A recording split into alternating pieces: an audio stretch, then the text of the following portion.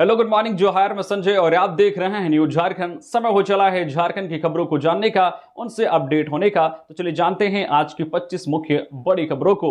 उससे पहले अगर आप न्यूज झारखंड चैनल को सब्सक्राइब नहीं किए हैं तो प्लीज चैनल को सब्सक्राइब करके बेल आइकन प्रेस कर लीजिए। तो चलिए शुरुआत करते हैं आज की पहली और महत्वपूर्ण बड़ी खबरों से।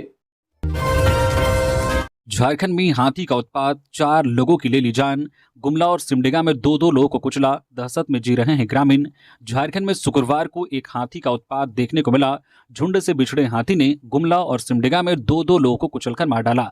ग्रामीणों के अनुसार दोनों घटनाओं में एक ही हाथी शामिल है। इधर इस घटनाओं के बाद ग्रामीण दहशत में हैं और हाथी को सुरक्षित जोन में स्थानांतरित करने की मांग की है। मृतकों की पहचान गुमला के पालकोट निवासी क्रिस्टोफर एक्का 60 वर्षीय, हेमवती देवी 35 वर्षीय और सिमडेगा की रहने वाली बानो थाना क्षेत्र निवासी सिब्रिया लुगुन व विकास ओहदार के रूप में की गई है। गुमला में 2 लोगों को हाथी ने जख्मी भी कर दिया है, उनका इलाज जारी है। पहली घटना गुमला के पालकोट थाना क्षेत्र स्थित बरडी और देवगांव चापाटोली इलाके में हुई। क्रिस्टोफर एक्का शौच के लिए घर से कुछ दूर गए थे। इस दौरान जंगली हाथी ने उन्हें कुचल दिया। वही 40 वर्षीय अजय मिंज पुआल लेकर जा रहे थे, तब हाथी ने उन पर हमला कर दिया।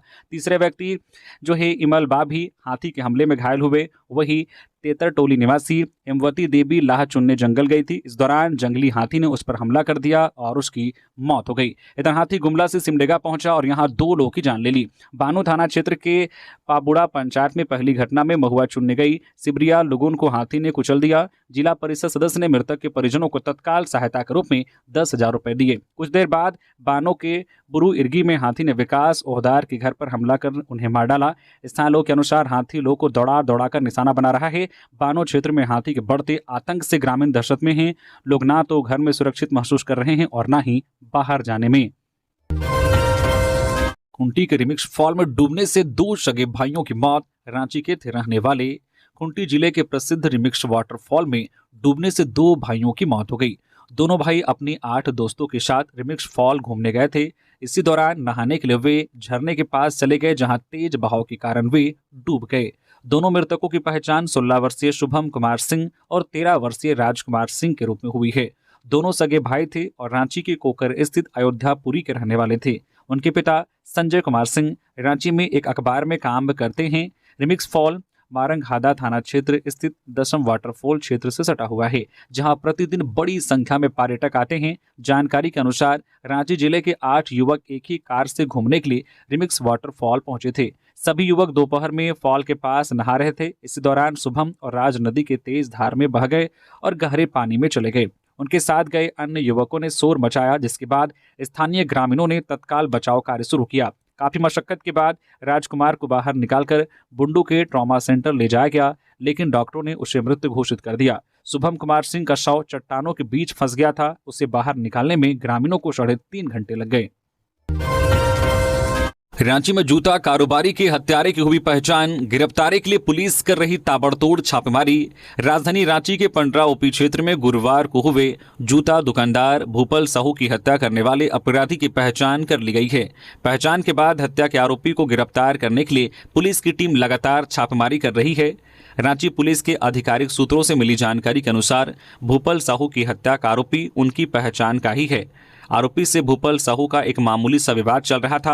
विवाद की वजह से ही आरोपी गुरुवार की रात भूपल साहू की जूता दुकान में पहुंचा और भुजाली से गला काटकर उसकी हत्या कर दी और मौके से फरार हो गया। सीसीटीवी फुटेज के आधार पर आरोपी की पहचान की गई है। भूपल साहू की हत्या के आरोपी की पहचान होने के बाद उसकी गिरफ्तारी के लिए डीआईजी साहब, रांची एसएसपी की विशेष टीम राजधानी के अलावा कुछ दूसरे शहर में भी ताबड़तोड़ छापेमारी कर रही है। मिली जानकारी के अनुसार जब आरोपी भूपल साहू को जब खून से छोड़कर फरार हो रहा था, तब उसका चेहरा सीसीटीवी फुटेज में कैद हो गया था। उसी के आधार पर उसकी तलाश की जा रही है।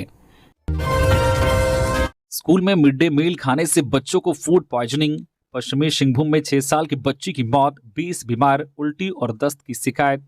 झारखंड के पश्चिमी सिंहभूम जिले में एक दर्दनाक घटना सामने आई है। जगन्नाथपुर विधानसभा क्षेत्र के जेटैया पंचायत स्थित नया गांव में स्कूली बच्चों को मिड डे मील खाने के बाद फूड पॉइजनिंग हो गई। इस घटना में 6 वर्षीय आयुषी गोप की मौत हो गई है। घटना गुरुवार की है। बच्चों ने प्राथमिक विद्यालय नया गांव ओडिया स्कूल में मिड डे मील में बने दाल, चावल और आलू की सब्जी खाई थी। भोजन करने के कुछ समय बाद ही बच्चों को उल्टी और दस्त की शिकायत होने लगी। स्थिति की गंभीरता को देखते हुए 7 बच्चों को जगन्नाथपुर सामुदायिक स्वास्थ्य केंद्र में भर्ती कराया गया। यहाँ डॉक्टर ब्रजमोहन हेसा की देखरेख में बच्चों का इलाज चल रहा है और सभी को सलाइन दिया जा रहा है। एक बच्चे की स्थिति गंभीर होने पर उसे चाईबासा सदर अस्पताल रेफर कर दिया गया है। कुछ बच्चे चंपुआ के निजी अस्पताल में भी भर्ती हैं। स्थानीय सूत्रों के अनुसार करीब 20 बच्चे इस फूड पॉइजनिंग की चपेट में आए हैं। स्वास्थ्य विभाग की टीम मामले की जांच में जुटी है। झारखंड में नक्सलियों की साजिश फिर नाकाम, नक्सली डंप ध्वस्त, विस्फोटक जब्त। पश्चिमी सिंहभूम जिले के सुदूरवर्ती टोंटो थाना क्षेत्र के वनग्राम सरजोमबुरु और जिंकी इकिर के आसपास जंगली पहाड़ी क्षेत्रों में सर्च अभियान के दौरान शुक्रवार को पुलिस ने जिंकी इकिर के पास जंगल में सुरक्षा बलों को लक्षित करने के उद्देश्य से नक्सली द्वारा पूर्व में लगाए गए विस्फोटक एवं अन्य नक्सली सामग्री बरामद की है। सुरक्षा बलों द्वारा पुराने नक्सली डंप को ध्वस्त कर दिया गया। बरामद विस्फोटक पदार्थ को सुरक्षा के दृष्टिकोण से बम निरोधक दस्ता द्वारा जंगल में ही नष्ट कर दिया गया। सुरक्षा बलों ने नक्सली डंप से भारी मात्रा में विस्फोटक एवं अन्य दैनिक उपयोग की सामग्री बरामद की है। तैयार IED 28 piece, detonator 23 piece, urea 25 kilogram, gunpowder 1 kilogram, switch 50 piece, cordex wire 250 metre, safety fuse 150 metre, सेंडेक्स 1 पीस एवं अन्य दैनिक उपयोग के सामान बरामद किया गया। इस अभियान में चाईबासा पुलिस और सीआरपीएफ 197 बटालियन के जवान शामिल थे। हजारीबाग हिंसा के बाद अलर्ट मोड पर पुलिस। रामनवमी पर 5000 सुरक्षा बल होंगे तैनात। चप्पे चप्पे पर होगी पुलिस की नजर। रामनवमी के कार्यक्रमों का आगाज हो चुका है। हजारीबाग में मंगला जुलूस में हिंसा कर असामाजिक तत्वों ने शांति व्यवस्था भंग करने की कोशिश की थी, जिसमें दोनों गुटों की ओर से एक दूसरे पर पथराव भी किया गया था। इस घटना के बाद हजारीबाग जिला प्रशासन काफी गंभीर है। वैसे असामाजिक तत्व जिन्होंने घटना को अंजाम दिया था उन्हें चिन्हित करने का काम किया जा रहा है। विभिन्न स्रोतों से प्राप्त वीडियो और फोटोग्राफ के जरिए आरोपियों को तलाश भी की जा रही है। यह भी बताया जा रहा है कि कई संदिग्ध पुलिस के रडार पर आ चुके हैं। 2 दिनों के अंदर उन सभी की गिरफ्तारी शुरू हो जाएगी। हजारीबाग एसपी अरविंद कुमार सिंह ने स्पष्ट कर दिया है कि कोई भी व्यक्ति जो शांति व्यवस्था भंग करने की कोशिश करेगा उसके खिलाफ कार्रवाई की जाएगी। वैसे लोगों को चिन्हित करके जेल भेजा जाएगा। हजारीबाग में 5 ऐसे संदिग्ध जो शांति व्यवस्था भंग कर सकते हैं, उन्हें जिला बदर का नोटिस देने के लिए कार्रवाई की जा रही है। हजारीबाग एसपी ने कहा है कि रामनवमी को लेकर इस वर्ष लगभग 5000 अतिरिक्त सुरक्षा बल तैनात किए जाएंगे। पूरे हजारीबाग में चप्पे चप्पे पर सुरक्षा कर्मी नजर आएंगे। स्पेशल ब्रांच के अलावा कई अन्य एजेंसियों को भी सक्रिय कर दिया गया है। 8वें वेतन आयोग से पहले बड़ी सौगात। सरकार ने बढ़ाया केंद्रीय कर्मचारियों का महंगाई भत्ता। 1 करोड़ 15 लाख लोगों को होगा फायदा। सरकार ने केंद्रीय कर्मचारियों के लिए महंगाई भत्ते, डीए और पेंशन भोगियों के लिए महंगाई राहत डीआर में 2% की बढ़ोतरी को मंजूरी दे दी है। शुक्रवार 28 मार्च को हुई कैबिनेट मीटिंग में डीए बढ़ोतरी पर फैसला हुआ। इससे पहले जुलाई 2024 में सरकार ने 3% बढ़ोतरी की थी। 8वें वेतन आयोग के लागू होने से पहले इस बढ़ोतरी से महंगाई भत्ता 53% से बढ़कर 55% हो जाएगा। इसका फायदा करीब 48 लाख केंद्रीय कर्मचारियों और 66 लाख पेंशनर्स को होगा। यह बढ़ोतरी 1 जनवरी 2025 से लागू होगी। डीए की घोषणा में देरी हुई, इसलिए अप्रैल के वेतन में पिछले 3 महीनों जनवरी से मार्च 2025 के एरियर के साथ बढ़ा हुआ डीए भी शामिल होगा। त्योहारों को लेकर Jamshedpur police alert. Golmuri police line में मॉक ड्रिल, ड्रोन और सीसीटीवी से होगी निगरानी। जमशेदपुर के गोलमोरी पुलिस लाइन में शुक्रवार को मॉक ड्रिल का आयोजन किया गया। इसका मुख्य उद्देश्य आगामी त्योहारों के दौरान शांति और सुरक्षा व्यवस्था को मजबूत बनाने और किसी भी परिस्थिति से निपटने को लेकर है। Mock drill SSP Kaushal Kishore के मार्गदर्शन में किया गया। इस पूर्वाभ्यास के दौरान आंसू गैस छोड़ने, भीड़ नियंत्रित करने, स्टेन बम और अग्निशमन यंत्र को चलाने के अलावा अन्य तकनीकी जानकारी दी गई और अभ्यास कराया गया। एसएसपी कौशल किशोर ने बताया है कि आगामी त्यौहार के मद्देनजर जमशेदपुर पुलिस द्वारा बीते 10 दिनों से लगातार तैयारी कर रही है। आने वाले 10 दिनों में ईद, सरहुल, हिंदू नववर्ष और रामनवमी मनाई जाएगी। इस दौरान सड़कों पर जुलूस निकलती है और कमेटी के लोग अपने उत्साह का प्रदर्शन करते हैं। ऐसी परिस्थिति में विधि व्यवस्था को कायम रखने के लिए पुलिस ने तैयारी पूरी कर ली है। इस दौरान सभी जगहों पर पुलिस की तैनाती की जा रही है। वहीं संवेदनशील इलाकों में विधि व्यवस्था बनाए रखने के लिए सीसीटीवी कैमरे लगाए जा रहे हैं। ड्रोन के माध्यम से भी निगरानी रखी जाएगी। ऑनलाइन वेश्यावृत्ति के नाम पर ठगी करने वाले 3 गिरफ्तार। धनबाद साइबर पुलिस ने पकड़ा। मुंबई, कोलकाता, हैदराबाद में था नेटवर्क। धनबाद साइबर पुलिस ने वेश्यावृत्ति के नाम पर ऑनलाइन ठगी करने वाले 3 शातिर अपराधियों को गिरफ्तार किया है। गिरफ्तार अपराधी सिकंदर यादव, चंदन यादव और विवेक साहू बरवाडा थाना क्षेत्र में किराए के मकान में रह रहे थे। ये तीनों मूल रूप से हजारीबाग के रहने वाले हैं। साइबर डीएसपी संजीव कुमार ने बताया है कि एसएसपी के निर्देश पर गठित टीम ने बरवाडा थाना क्षेत्र में संजीत महातो के मकान में छापेमारी की। इस दौरान तीनों आरोपियों को प्रतिबिंब पोर्टल मोबाइल नंबर वाले सिम के साथ पकड़ा गया। आरोपियों के पास से 9 mobile, 14 SIM card, 13 ATM card और 50,000 रुपए नगद बरामद किए गए। पूछताछ में पता चला है कि ये लोग मुंबई, कोलकाता और हैदराबाद में वेश्या उपलब्ध कराने के नाम पर ग्राहकों से संपर्क कर ठगी करते थे। इनका एक वेश्यावृत्ति गिरोह भी है। साइबर पुलिस लगातार ऐसे अपराधियों पर कार्रवाई कर रही है। यह गिरफ्तारी साइबर अपराध से लड़ने में एक बड़ी सफलता मानी जा रही है। आजसू नेताओं ने की दिवंगत भूपल साव के परिजनों से मुलाकात। सुदेश ने कहा, इस्तीफा दे मुख्यमंत्री। आजसू विधायक निर्मल महतो, आजसू के पूर्व विधायक लंबोदर महतो, मुख्य प्रवक्ता डॉक्टर देवशरण भगत, झारखंड आंदोलनकारी प्रवीण प्रभाकर, जिला परिषद अध्यक्ष निर्मला भगत समेत कई आजसू नेता भी पंडरा पहुंचे।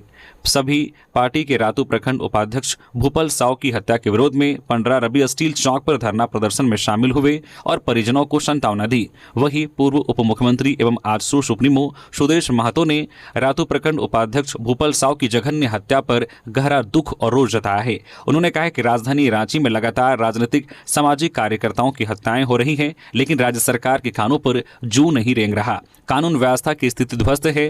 कहा, या तो मुख्यमंत्री अपराधियों की चुनौती स्वीकार कर कानून व्यवस्था की स्थिति सुधारे या फिर पद से इस्तीफा दे।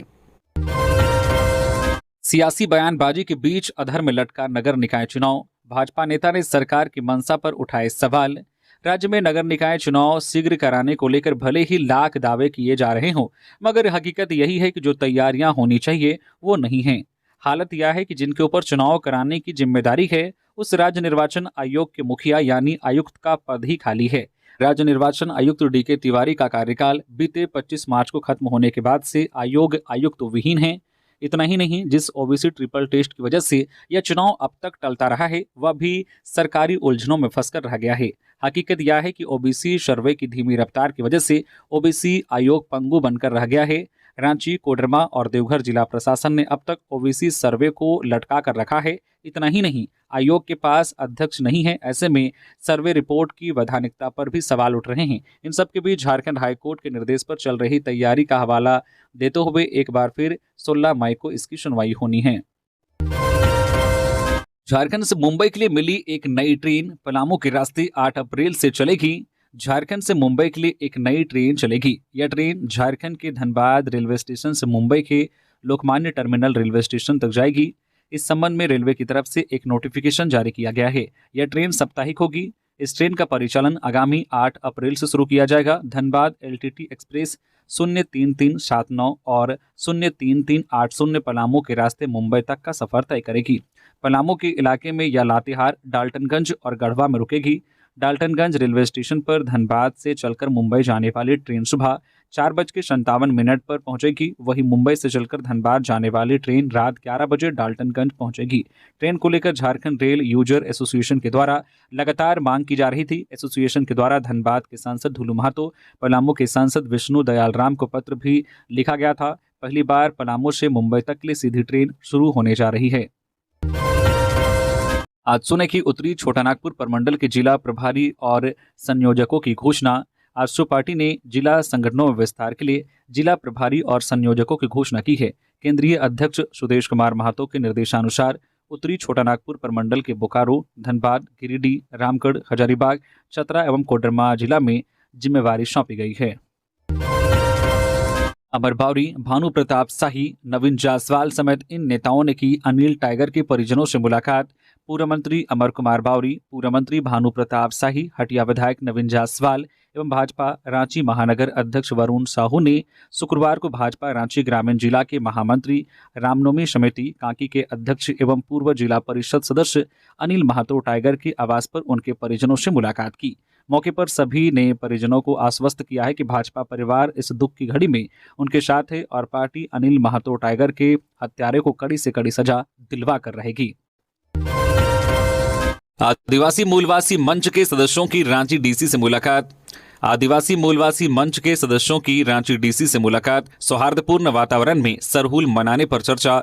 आदिवासी मूलवासी मंच के सदस्यों ने शुक्रवार को उपायुक्त सह जिला दंडाधिकारी रांची मंजूनाथ भजंत्री से मुलाकात की। मंच के सदस्यों ने उन्हें 5 अप्रैल 2025 को आयोजित सरहुल मिलन समारोह के लिए आमंत्रित किया। इस दौरान पर्व के सौहार्दपूर्ण आयोजन को लेकर विभिन्न मुद्दों पर चर्चा हुई। उपायुक्त ने आश्वस्त किया है कि जिला प्रशासन हर संभव सहयोग के लिए प्रतिबद्ध है। उन्होंने कहा है कि पर्व के दौरान बेहतर समन्वय के लिए प्रत्येक अखाड़ा के जुलूस प्रभारी और महिला पुरुष वॉलंटियर्स की सूची साझा करने का प्रयास किया जाए। इन सभी को जिला प्रशासन के व्हाट्सएप ग्रुप से जोड़ा जाएगा ताकि जरूरत पड़ने पर त्वरित समन्वय संभव हो सके। इस अवसर पर सूरज टोप्पो, कुमुद कुमार वर्मा, सुरेंद्र लिंडा, बबलू मुंडा और जगलाल पहान उपस्थित थे। सचिवालय अनुदेश में संशोधन का प्रस्ताव तैयार। सचिवालय सेवा के पद लगभग आधे हो जाएंगे। राज्य सरकार झारखंड सचिवालय अनुदेश में संशोधन करने जा रही है। कार्मिक एवं प्रशासनिक सुधार विभाग ने संशोधन का प्रस्ताव तैयार कर लिया है। इस पर विभागीय मंत्री के रूप में मुख्यमंत्री की सहमति भी मिल गई है।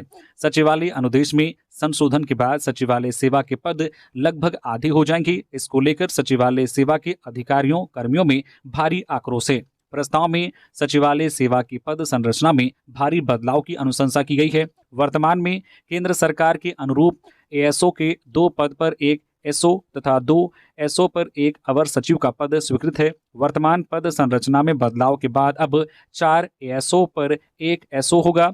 इससे एसओ, अवर सचिव, उप सचिव से लेकर संयुक्त सचिव तक के पद कम हो जाएंगे। कार्मिक एवं प्रशासनिक सुधार विभाग द्वारा तैयार इस प्रस्ताव पर विभागीय मंत्री के रूप में मुख्यमंत्री की सहमति प्राप्त कर ली गई है। अब विधि एवं वित्त विभाग की सहमति के बाद कैबिनेट की स्वीकृति के साथ लागू कर दी जाएगी। इधर सचिवालय सेवा के कर्मियों और अधिकारियों को अनुदेश में हो रहे इस संशोधन की जानकारी मिलने के बाद भारी आक्रोश है। झारखंड सचिवालय सेवा संघ इस मुद्दे को लेकर आंदोलन की रूपरेखा भी तैयार करने लगा है।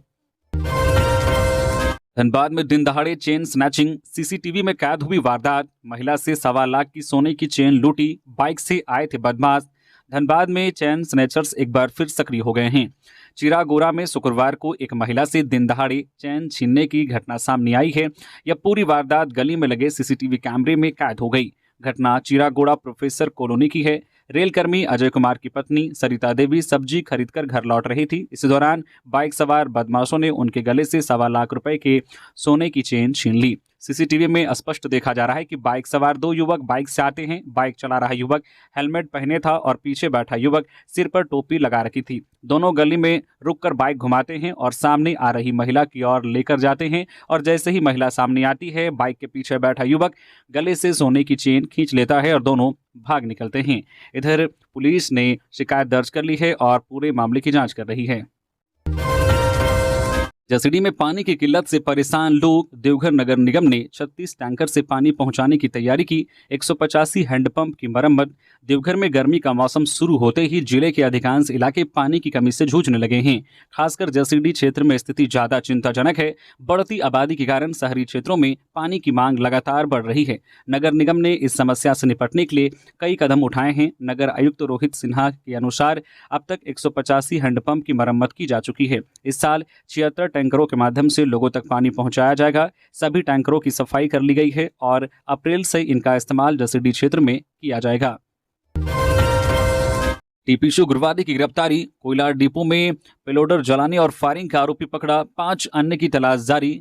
हजारीबाग के उरीमारी में पुलिस ने टीपीसी उग्रवादी को गिरफ्तार किया है। आरोपी राजन गंजू ने न्यू बिरसा प्रोजेक्ट में पेलोडर में आग लगाने की घटना को अंजाम दिया था। पुलिस के अनुसार 19 मार्च को रात 9 बजे देवगढ़ में टीपीसी सदस्यों ने बैठक की। टीपीसी नेता दिवाकर गंजू उर्फ प्रताप जी ने सभी को पेट्रोल, 3 पिस्टल और 1 कट्टा दिया। सभी पल्सर बाइक से उरीमारी पहुंचे। आरोपियों ने कोयला डिपो में 4 से 5 राउंड फायरिंग की, हाइवा के शीशे तोड़े और पेलोडर मशीन को आग के हवाले कर दिया। मौके से टीपीसी का पर्चा मिला जिसमें ट्रांसपोर्टरों को धमकी दी गई थी। 27 मार्च को पुलिस को सूचना मिली कि देवगढ़ पुलिया के पास कुछ उग्रवादी अवैध वसूली कर रहे हैं। पुलिस ने छापामारी कर राजन गंजू को पकड़ा। पूछताछ में उसने घटना में शामिल होने की बात स्वीकारी। आरोपियों की निशानदेही पर पुलिस ने घटना में प्रयुक्त बाइक, पेट्रोल की बोतल और 8,100 रुपये बरामद किया है। घटना में शामिल 5 अन्य आरोपियों की तलाश जारी है। क्रेडिट कार्ड अपडेट के नाम पर साइबर ठगी। जामताड़ा में 3 आरोपी गिरफ्तार, 50,000 नगद समेत लैपटॉप मोबाइल बरामद। जामताड़ा पुलिस ने साइबर ठगी के एक बड़े गिरोह का भंडाफोड़ किया है। पुलिस ने करमाटांड़ थाना क्षेत्र से 3 आरोपियों को गिरफ्तार किया है। डीएसपी चंद्रशेखर के अनुसार पुलिस अधीक्षक को मिली गुप्त सूचना पर करमाटांड़ बस्ती में छापेमारी की गई। पुलिस निरीक्षक चंद्रमणि भारती के नेतृत्व में की गई कार्रवाई में राहिल अंसारी के घर के पास से तीनों आरोपियों को पकड़ा गया। गिरफ्तार आरोपियों में राहिल अंसारी 25 वर्षीय, अप्याज अंसारी 25 वर्षीय और मोहम्मद साकिब अंसारी 27 वर्षीय शामिल हैं। तीनों करमाटांड़ बस्ती के रहने वाले हैं। आरोपियों के पास से 11 मोबाइल फोन, 14 सिम कार्ड, एक टैब और 3 एटीएम कार्ड बरामद हुए हैं। इसके अलावा एक laptop, Aadhaar card, pan card, voter card, 50,000 रुपये नगद, एक बाइक और एक स्कॉर्पियो भी जब्त की गई है। पुलिस के मुताबिक यह गिरोह कस्टमर केयर और क्रेडिट डेबिट कार्ड अपडेट के बहाने लोगों को ठगता था। आरोपी स्क्रीन शेयरिंग ऐप के जरिए लोगों के खातों से पैसे निकाल लेते थे। गिरोह का कार्यक्षेत्र आंध्र प्रदेश, बिहार, पश्चिम बंगाल, तमिलनाडु और पंजाब में था। रामनवमी को लेकर 5400 होमगार्ड्स को 24 जिलों में तैनाती के लिए किया गया कॉल ऑफ। विधि व्यवस्था की मिलेगी जिम्मेदारी। रामनवमी के अवसर पर विधि व्यवस्था के संधारण के लिए राज्य के 24 जिलों में करीब 5400 होमगार्ड्स की तैनाती की जाएगी। स्वीकृति आदेश में यह बताया गया है कि रामनवमी 2025 के अवसर पर विधि व्यवस्था के संधारण के लिए सभी जिलों के लिए 4 अप्रैल से 8 अप्रैल तक कुल 5 दिनों के लिए 5400 होमगार्ड की तैनाती की जाएगी। निर्देश मिलने पर 4 अप्रैल को होमगार्ड अपने अपने जिलों में योगदान दे देंगे, जहां से जिला पुलिस अधीक्षक द्वारा उन्हें विधि व्यवस्था के संधारण में लगाया जाएगा। पुलिस मुख्यालय के द्वारा लिखे गए पत्र में कहा गया है कि इस वर्ष रामनवमी का पर्व 6 अप्रैल से 8 अप्रैल तक मनाया जाने की संभावना है। रामनवमी पर्व जो आपसी सद्भाव, प्रेम और भाईचारे की भावना से मनाया जाना चाहिए, लेकिन अक्सर ऐसा देखा जाता है कि कुछ असामाजिक तत्वों के द्वारा जानबूझकर शरारत कर स्थिति को तनावपूर्ण बना दिया जाता है, जो आगे चलकर सांप्रदायिक रूप ले लेता है। इससे विधि व्यवस्था की गंभीर समस्या उत्पन्न होने की प्रबल संभावना बनी रहती है। यह भी उल्लेखनीय है कि राज्य के रांची, हजारीबाग, जमशेदपुर, गिरिडीह, बोकारो, पलामू और लोहरदगा जिला सांप्रदायिक दृष्टिकोण से अति संवेदनशील है। फलस्वरूप रामनवमी पर्व 2025 के अवसर पर सुरक्षा और विधि व्यवस्था संधारण के लिए 4 अप्रैल से 8 अप्रैल तक कुल 5 दिनों के लिए होमगार्ड को कॉल ऑफ किया जाना अत्यंत आवश्यक है। गोड्डा में आदिम जनजाति पहाड़िया समुदाय के लोगों का धरना प्रदर्शन। हेमंत सरकार पर लगाया हकमारी का आरोप। मुख्यमंत्री हेमंत सोरेन के विधानसभा क्षेत्र बरहेट के रहने वाले आदिम जनजाति पहाड़िया समुदाय के लोगों ने गोड्डा के शहीद स्मारक के सामने धरना प्रदर्शन किया। इस दौरान पहाड़िया समुदाय के लोगों ने दुर्गम पहाड़ी इलाके की समस्याओं का समाधान करने की मांग की। साथ ही राज्य सरकार पर आदिम जनजाति पहाड़िया समुदाय की हकमारी करने का आरोप लगाया। धरना प्रदर्शन में गोड्डा जिला के सुंदर पहाड़ी, बरहेट, लिट्टीपाड़ा प्रखंड क्षेत्र के रहने वाले आदिम जनजाति पहाड़िया समुदाय के लोग शामिल थे। लोगों का कहना था कि उनके जनप्रतिनिधि आज झारखंड के मुखिया हैं, लेकिन मुख्यमंत्री हेमंत सोरेन के विधानसभा क्षेत्र बरहेट में खासकर पहाड़िया आदिम जनजाति की स्थिति काफी बुरी है। झारखंड गठन के इतने वर्षों बाद भी आज भी पहाड़िया गांव में बुनियादी सुविधाओं का घोर अभाव है। आदिवासी नेताओं ने कहा है कि मुख्यमंत्री के विधानसभा क्षेत्र में आज भी पानी, सड़क, स्वास्थ्य और शिक्षा की व्यवस्था बेहाल है। मैया सम्मान योजना, आंगनबाड़ी सेविकाएं अपने इलाके में लाभुकों के सत्यापन में तेजी लाएं। रांची डीसी, रांची उपायुक्त मंजुनाथ भजंत्री ने शुक्रवार को मैया सम्मान योजना का निरीक्षण किया। इस दौरान उन्होंने कहा, मुख्यमंत्री मैया सम्मान योजना का धरातल पर प्रभावशाली क्रियान्वयन संपूर्ण जिला प्रशासन का दायित्व है। लाभुकों के बीच योजना को लेकर सकारात्मक फीडबैक जाए, इसे जिला प्रशासन की टीम को सुनिश्चित करना है। जिन लाभुकों के खाते में सम्मान राशि नहीं आई है, उन्हें बताएं कि सत्यापन के बाद सभी योग्य लाभुकों को योजना का लाभ मिलेगा। ये बातें रांची डीसी ने शुक्रवार को औचक रूप से वार्ड संख्या 2 हतमा भट्टा उपटोला रांची में मैया सम्मान योजना का सत्यापन देखने पहुंचने के दौरान कही। उपायुक्त ने आंगनबाड़ी सेविका को निर्देश देते हुए कहा है कि लाभुकों के सत्यापन पर फोकस करे एवं सभी आंगनबाड़ी सेविका अपने अपने क्षेत्र में लाभुकों के सत्यापन का कार्य करे। उपायुक्त द्वारा ग्रामीण एवं शहरी क्षेत्र में सत्यापन फॉर्म का सुचारू वितरण सुनिश्चित करने का निर्देश दिया गया। गिरिडीह में दीवार को लेकर हिंसक झड़प, पिता की मौत, बेटा घायल। गिरिडीह के बदडीहा गांव में दीवार को लेकर 2 पक्षों में हिंसक झड़प हो गई, जिसमें एक व्यक्ति की मौत हो गई और उसका बेटा गंभीर रूप से घायल हो गया। मृतक की पहचान अशोक राम उर्फ पप्पी राम के रूप में हुई है, जबकि उसका पुत्र गंभीर रूप से घायल है। मिली जानकारी के अनुसार अशोक राम और उसके गोतिया कैलाश राम के बीच जमीन पर दीवार बनाने को लेकर कई वर्षों से विवाद चल रहा था। शुक्रवार को यह विवाद झगड़े में बदल गया और दोनों पक्षों के बीच लाठियां चली। इस झड़प में अशोक राम और उसके बेटे को सिर पर गंभीर चोट लगी। अस्पताल ले जाते वक्त अशोक राम की मौत हो गई, जबकि उसके बेटे को गंभीर हालत में धनबाद रेफर किया गया। पुलिस ने आरोपी कैलाश राम और उसके 2 बेटों को गिरफ्तार कर लिया है। मुफस्सिल थाना प्रभारी श्याम किशोर महतो ने बताया है कि जमीन विवाद को लेकर मारपीट हुई थी, जिसमें अशोक राम की मौत हो गई। शव को पोस्टमार्टम के लिए भेज दिया गया है और मामले की जांच जारी है।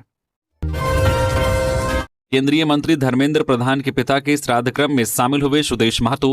पूर्व उप मुख्यमंत्री सुदेश महतो ने शुक्रवार को भुवनेश्वर में केंद्रीय मंत्री धर्मेंद्र प्रधान के दिवंगत पिता स्वर्गीय देवेंद्र प्रधान के श्राद्ध क्रम में शामिल हुए और श्रद्धांजलि अर्पित की। इस अवसर पर झारखंड के राज्यपाल संतोष गंगवार और धर्मेंद्र प्रधान भी उपस्थित थे। इस अवसर पर सुदेश महतो ने कहा कि पूर्व केंद्रीय मंत्री स्वर्गीय देवेंद्र प्रधान का राजनीतिक सामाजिक जीवन अनुकरणीय रहा है और ओडिशा की जनता में वह बेहद लोकप्रिय रहे। सचिवालय लगातार 5 दिन बंद रहेगा। झारखंड सरकार के सचिवालय लगातार 5 दिन बंद रहेंगे।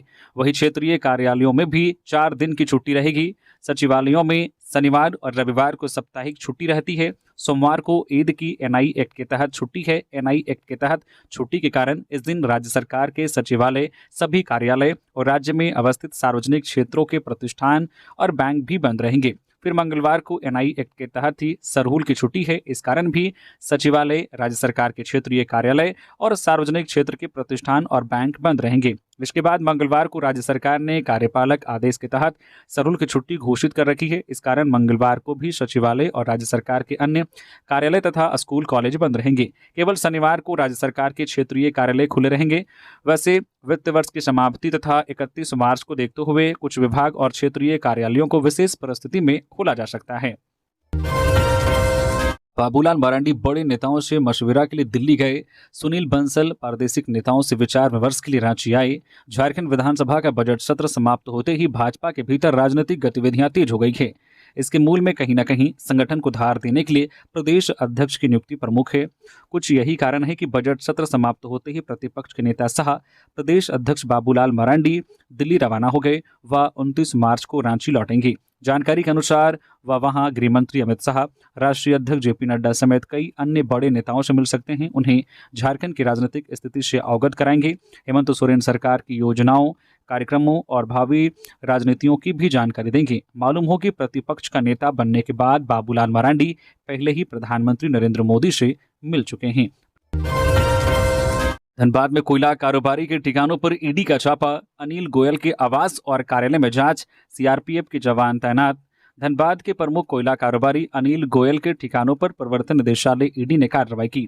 ईडी की टीम ने शुक्रवार को मनाई टांड गोल्ड बिल्डिंग स्थित उनके आवास की तलाशी ली। इस कार्रवाई में ईडी की टीम गोयल के कार्यालय में भी छापेमारी की। टीम संभावित नकदी रखे जाने वाले सभी स्थानों की जांच कर रही है। सीआरपीएफ के जवानों की सुरक्षा में यह कार्रवाई की गई है। ईडी के अधिकारियों ने अभी तक छापेमारी के संबंध में कोई जानकारी नहीं दी है। कार्रवाई पूरी होने के बाद ही मामले का पूरा खुलासा हो सकेगा। राज्यपाल से मिले मंत्री राधाकृष्ण किशोर। नीलांबर पीतांबर भवन निर्माण की जांच कराने का किया आभार प्रकट। राज्यपाल संतोष कुमार गंगवार से शुक्रवार को राज्य के वित्त मंत्री राधाकृष्ण किशोर ने राजभवन में भेंट की। उन्होंने राज्यपाल का पलामू के नीलांबर पीतांबर भवन निर्माण की गुणवत्ता एवं अनियमितता संबंधित जांच कराने के लिए आभार प्रकट किया। उन्होंने जांच में दोषी पाए गए प्रभारी कुलसचिव, अधिष्ठाता छात्र कल्याण, सीसीडीसी एवं जो है प्रॉक्टर आदि दोषी अधिकारियों पर शीघ्र कार्रवाई करने के लिए पहल करने का आग्रह किया। उन्होंने विश्वविद्यालय के भवन निर्माण की गुणवत्ता एवं अनियमितताओं संबंधित अन्य विषयों की स्वतंत्र एजेंसी से जांच कराने का भी आग्रह किया। पलामू में जिला खनन टास्क फोर्स की ऑनलाइन बैठक। डीसी बोले, अवैध खनन, परिवहन और भंडारण पर करे कठोर कार्रवाई। पलामू जिले में अवैध खनन, परिवहन एवं भंडारण की रोकथाम में टास्क फोर्स की अहम भूमिका है। सभी टीम जो है भावना व आत्मविश्वास के साथ कार्य योजना तैयार कर छापेमारी करे। संलिप्त जो है खननकर्ताओं पर प्राथमिकी दर्ज कराने, गिरफ्तार करने एवं अर्थदंड लगाने की कार्रवाई करना सुनिश्चित करे। इसकी रोकथाम के लिए छापेमारी में तेजी लाएं। यह बातें पलामू डीसी शशि रंजन ने कही। वे शुक्रवार को खनन टास्क फोर्स की ऑनलाइन बैठक कर रहे थे। जल संरक्षण के लिए नए तरीके अपनाए। मुख्य सचिव प्रदेश के मुख्य सचिव अलका तिवारी ने राज्य में जल संरक्षण के क्षेत्र में नए तरीके अपनाने पर बल देते हुए अधिकारियों को निर्देश दिया है कि वे समन्वय बनाकर इस दिशा में आगे बढ़ें। झारखंड में जल संसाधन के क्षेत्र में हुए अध्ययन और आंकड़े के परिप्रेक्ष्य में उन्होंने कहा है कि राज्य में पर्याप्त बारिश होती है, लेकिन हम उसे पूरी तरह से रोक नहीं पा रहे हैं। ज्यादा से ज्यादा जल संरक्षण कैसे हो, इस दिशा में हमारा फोकस होना चाहिए। उन्होंने कहा है कि देश के कई भागों में जल संकट चुनौती बनकर खड़ी हो चुकी है। झारखंड में अभी यह स्थिति नहीं है, लेकिन बढ़ती जनसंख्या और क्लाइमेट चेंज के दौर में झारखंड में भी यह स्थिति धीरे धीरे बन सकती है। इसलिए अभी से सचेत होकर इस दिशा में सार्थक पहल करने की जरूरत है। वह शुक्रवार को नेशनल वाटर मिशन के तहत राज्य आधारित एक्शन प्लान पर स्टीयरिंग कमेटी की बैठक में बोल रही थी। निजी स्कूलों के खिलाफ कमेटी का स्वागत, लेकिन यूनिफॉर्म और कॉपी किताब बेचने पर भी रोक लगी। कैलाश यादव। अभिभावक संघ झारखंड के अध्यक्ष कैलाश यादव ने शुक्रवार को निजी स्कूलों के मनमानी ढंग से रीएडमिशन शुल्क, वार्षिक शुल्क जैसे अतिरिक्त शुल्क वसूलने के खिलाफ लगाम लगाने के लिए राज्य सरकार द्वारा प्रशासनिक कमेटी बनाने की घोषणा का सहृदय स्वागत किया है। यादव ने प्रेस बयान जारी कर सरकार को प्रशासन को ध्यान आकृष्ट कराते हुए कहना है कि रीएडमिशन, वार्षिक शुल्क वसूलने के अलावा स्कूलों परिसरों में जो है यूनिफॉर्म और कॉपी किताब बेचने पर भी सख्त रोक लगाई जाने पर संज्ञान लेने होंगे। अभिभावक संघ झारखंड के अध्यक्ष कैलाश यादव ने कहा है कि प्रशासनिक कमेटी को निजी स्कूलों के मनमानी पर 2.5 लाख का जुर्माना लगाने के साथ यूनिफॉर्म और कॉपी किताब बेचने पर भी प्रतिबंध लगाने एवं जुर्माने का प्रावधान होना चाहिए। तो ये थी झारखंड की टॉप बड़ी खबरें। इसी तरह से झारखंड की हर एक छोटी बड़ी खबर देखने के लिए प्लीज न्यूज झारखंड चैनल को सब्सक्राइब करके बेल आइकन प्रेस कर दीजिए, जिससे आपके पास झारखंड की हर एक छोटी बड़ी खबर का अपडेट आप तक पहुंचता रहे। तो अभी के लिए बस इतना ही, हमें दीजिए इजाजत, फिर मिलते हैं नेक्स्ट खबरों के साथ। धन्यवाद।